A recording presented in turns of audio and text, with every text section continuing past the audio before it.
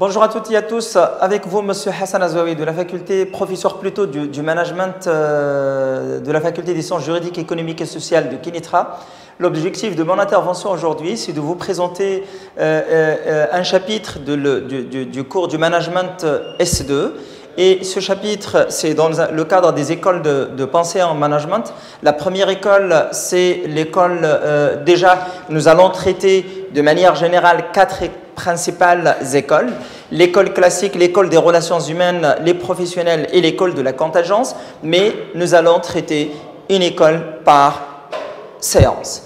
Alors, la première école auquel nous allons nous intéresser, d'ailleurs déjà, pour vous donner la démarche générale, la philosophie par laquelle nous allons travailler, la manière par laquelle nous allons travailler par école, et dans chaque école, je vais vous donner un ensemble d'auteurs qui étaient les théoriciens, les pères fondateurs de ces écoles-là, et leurs principes et leur apport principal.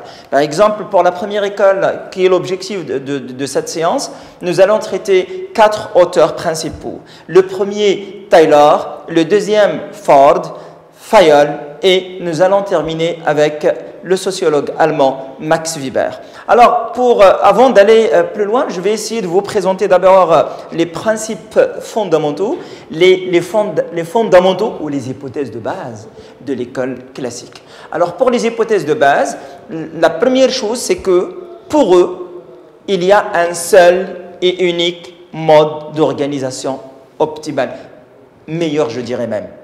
C'est-à-dire pour eux, il y a le principe de la rationalité. Et vous allez le sentir dans l'apport de l'ensemble des auteurs. La rationalité, c'est comme, d'ailleurs, vous l'avez vu même en cours d'économie générale, lorsque vous avez traité l'école, les néoclassiques, on vous parlait de la rationalité, on vous parlait de l'homo economicus.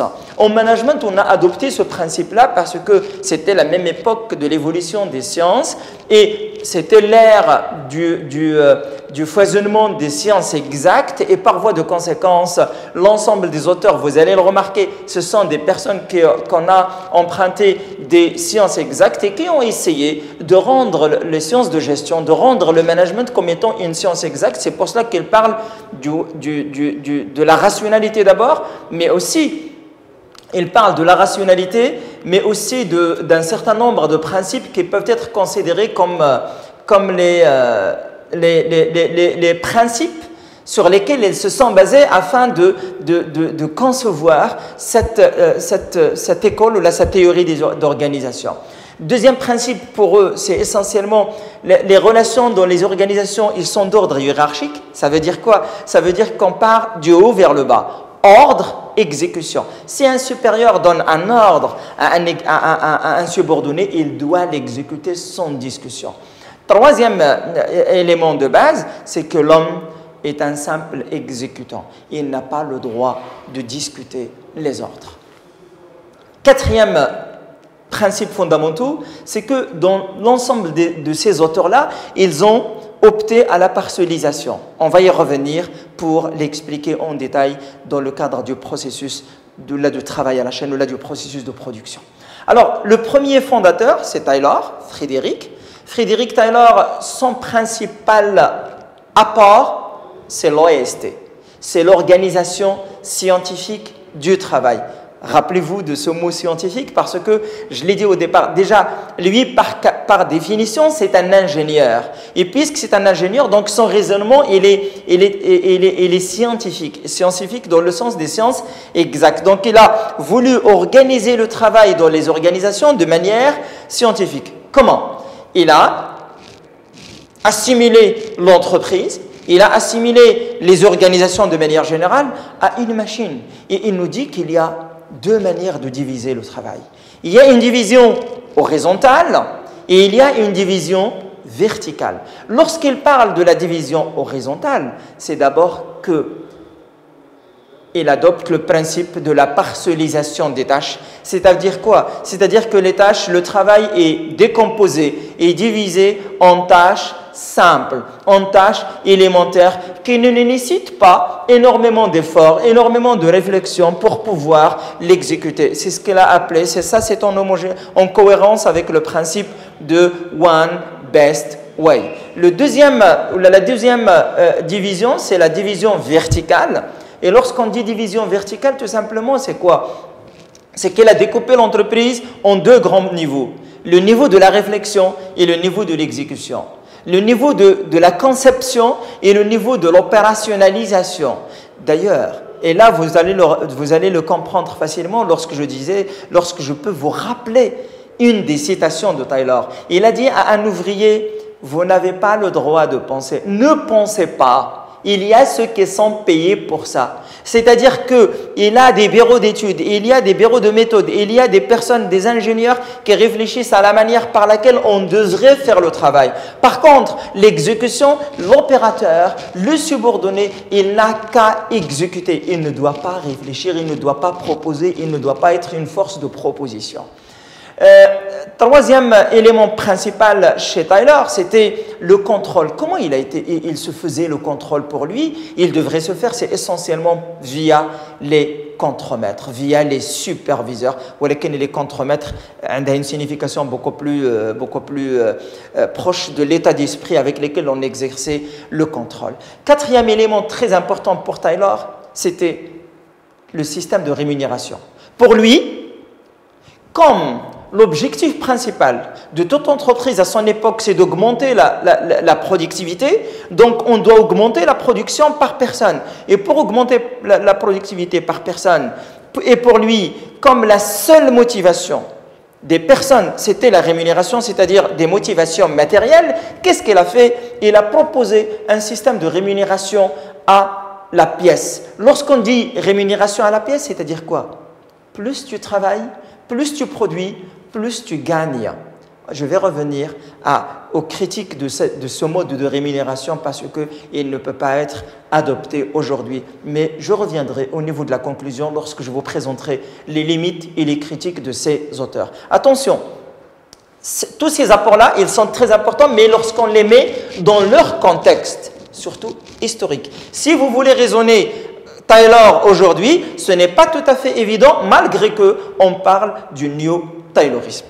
Deuxième auteur de cette école sur lequel je mettrai de la lumière, c'est Henry Ford. Et lorsque je parle d'Henry Ford, c'est essentiellement que c'est un entrepreneur, Ford. Vous connaissez la marque de voiture et sans faire de la publicité. Ford, lui, il a apporté quelque chose d'extraordinaire, c'est qu'il a essayé d'appliquer les principes de Taylor, mais en les acclimatant dans le contexte des entreprises. Et il a apporté quelque chose d'extraordinaire, c'était la standardisation. La standardisation, d'ailleurs, il disait que vous avez le droit de choisir la couleur de votre voiture à condition que ça soit noir. Et lorsqu'il dit que vous avez le droit de choisir la couleur de votre voiture à condition que ça soit noir, ça veut dire quoi? Ça veut dire tout simplement que même en parlant de la couleur, on n'a pas de choix, on n'a pas la possibilité de choisir la couleur de notre voiture, c'est-à-dire on achète ce qu'il nous propose tout simplement. Alors Taylor, plutôt Fayol, il a repris les principes de Taylor et il a adopté ce qu'il a qualifié de la production en grande série. Pourquoi? Parce que déjà, le contexte historique, il y avait l'offre largement inférieure à la demande et par voie de conséquence, tout ce que nous produisons, il se vend. Donc l'objectif, c'est de maximiser le profit. Pour maximiser le profit, je dois produire plus. Il produit en grande série les mêmes modèles. Et l'objectif pour lui, c'était de gagner plus parce qu'il y avait ce qu'on appelle les économies d'échelle.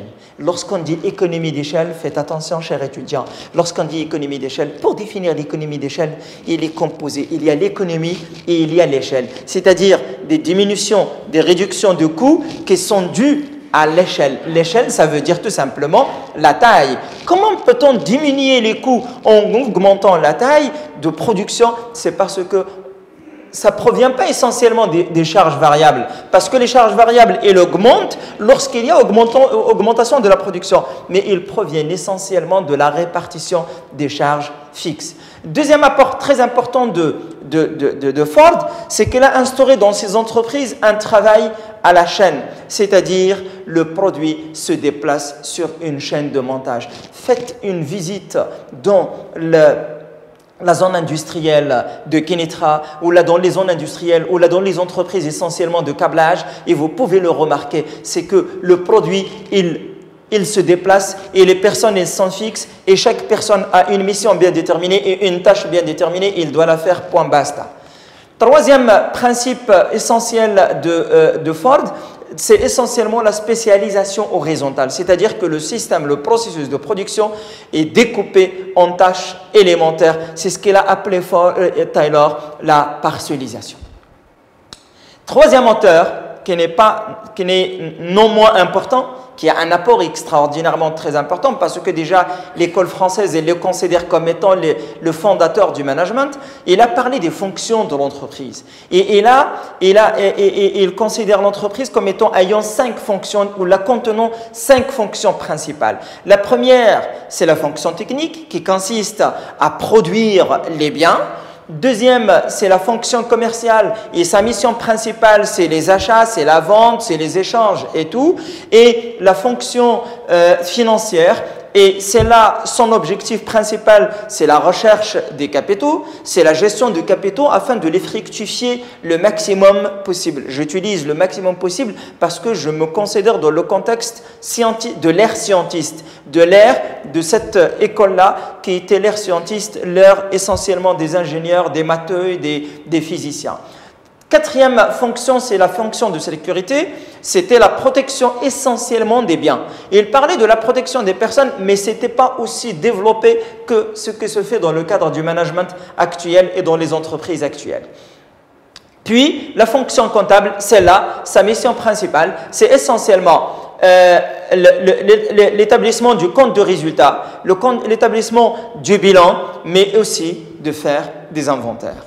Et il a parlé d'une fonction très importante et c'est la raison pour laquelle l'école française le considère comme étant le père, le fondateur du management actuel, c'est qu'il a parlé de la fonction d'administration, c'est-à-dire de la direction de l'entreprise. Et qu'est-ce que ça veut dire administrer chez Fayol?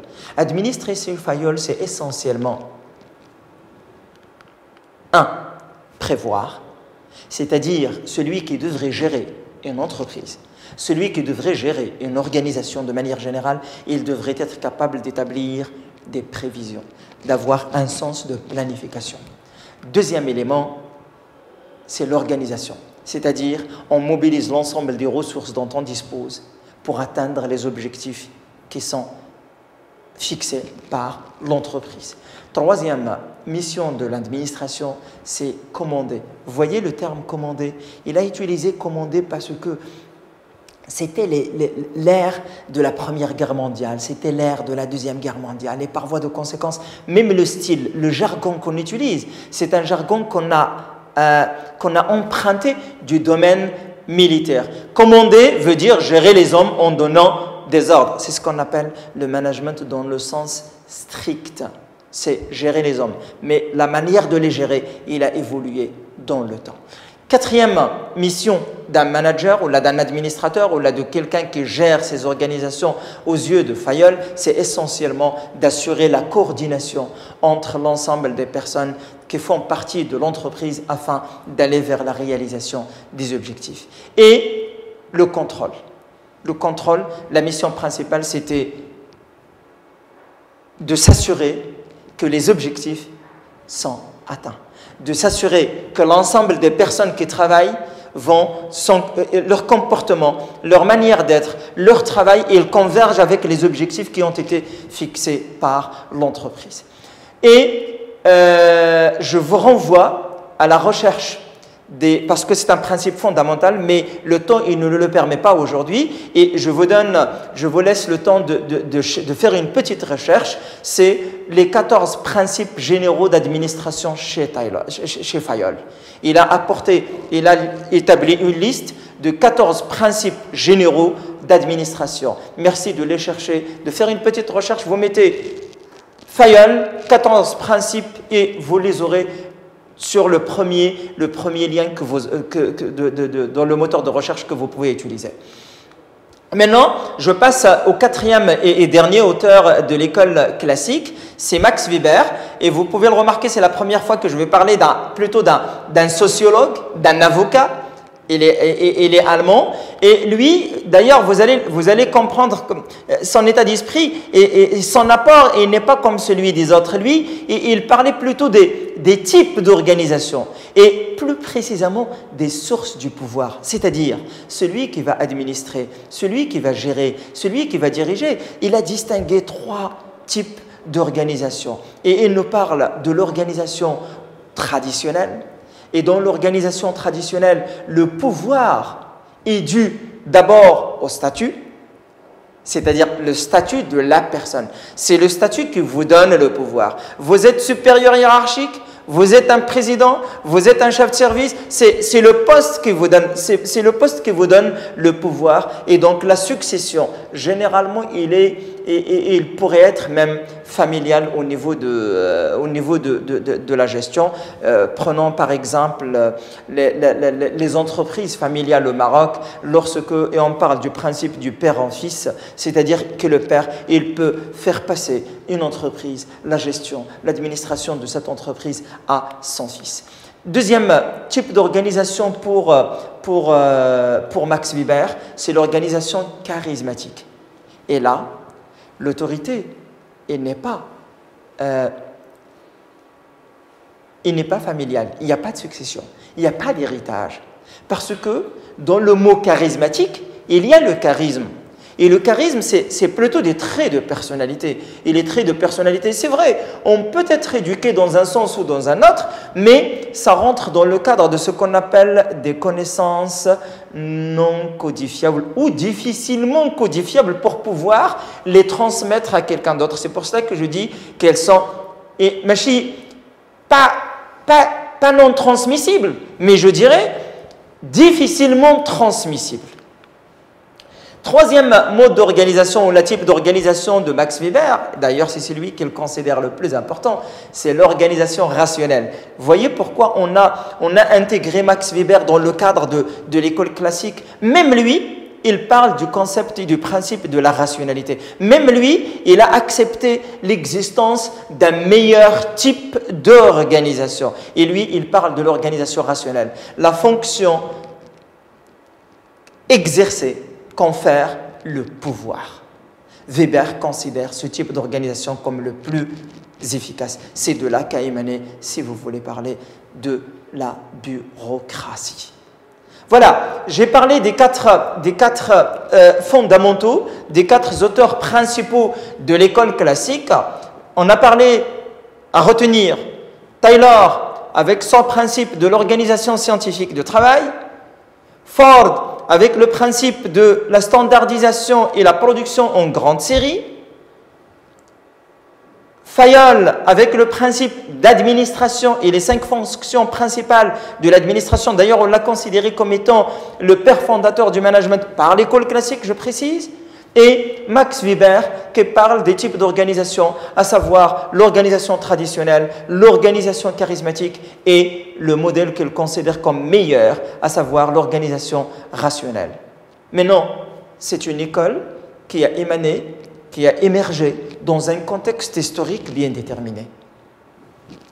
Entre nous, il a été efficace dans ce contexte, mais comme l'environnement des organisations évolue, toute école ne peut pas être parfaite. Toute école, il peut présenter un certain nombre de limites et de l'essoufflement et on ne pourrait plus, et ne peut pas être valable dans le temps et dans l'espace. Donc, quelles sont les limites de ce modèle-là? Je vais me limiter à 3-4 principales limites de ce modèle. Alors, la première limite, c'est que lorsqu'il était en train de raisonner, lorsqu'il parlait de One Best Way, il considérait les organisations comme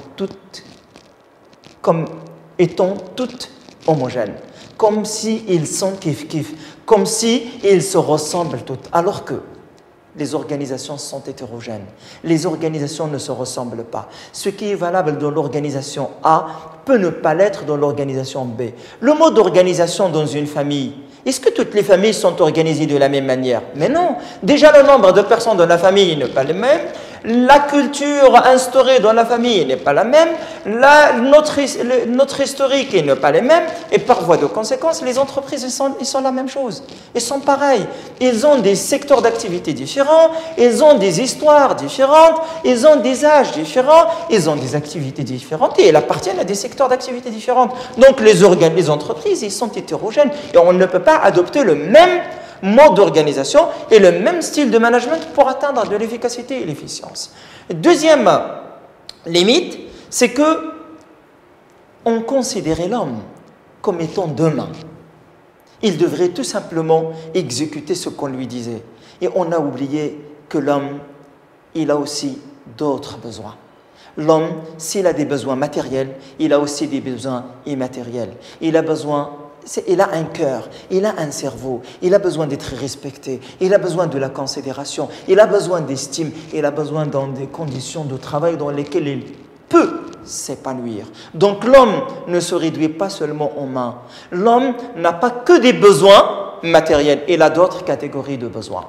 Troisième limite, c'est que dans cette entreprise, dans ce type d'organisation, et vous pouvez faire des recherches sur chaque auteur et vous allez voir qu'ils ont fait des expériences extraordinaires. C'est que, par exemple, chez Taylor, les relations entre les personnes et les groupes ne sont pas traitées. C'est-à-dire que les hommes ont été isolés, chacun devant son poste, chacun ne bouge pas de son poste, chacun ne devrait pas parler avec les autres parce que s'il parle avec les autres, on les considère comme étant des gestes inutile, c'est une perte de temps. Il est allé même jusqu'à chronométrer le temps pendant lequel on devrait exécuter une tâche. Donc, toutes les relations entre les personnes, il les a ignorées. Et ça serait un élément fondamental de l'école qui va venir, c'est-à-dire un fondement sur lequel elle s'est basée l'école des relations humaines pour mettre en place ces principes. Une autre limite du modèle classique, c'est que les interactions, les interrelations entre l'environnement et l'organisation surtout sont ignorées. L'école classique considérait l'entreprise comme étant un système fermé, c'est-à-dire qu'une entreprise, il ne peut pas être influencée par son environnement. Alors que Emery et Trist ont parlé du concept fondamental de la turbulence.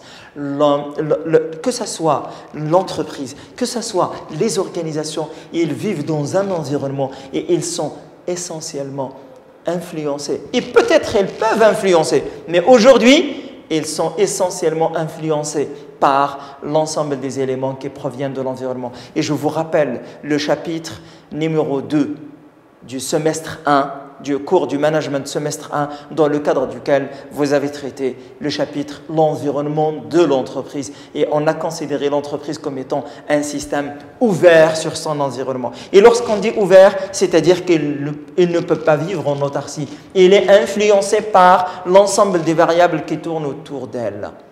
Voilà les quatre principales limites, mais il n'y a pas que ces quatre du modèle classique. Donc, mon cours touche à la fin. Je vous ai présenté, je rappelle bien, les écoles de pensée, la première partie, l'école classique. Et dans le cadre de l'école classique, je vous ai présenté quatre fondateurs.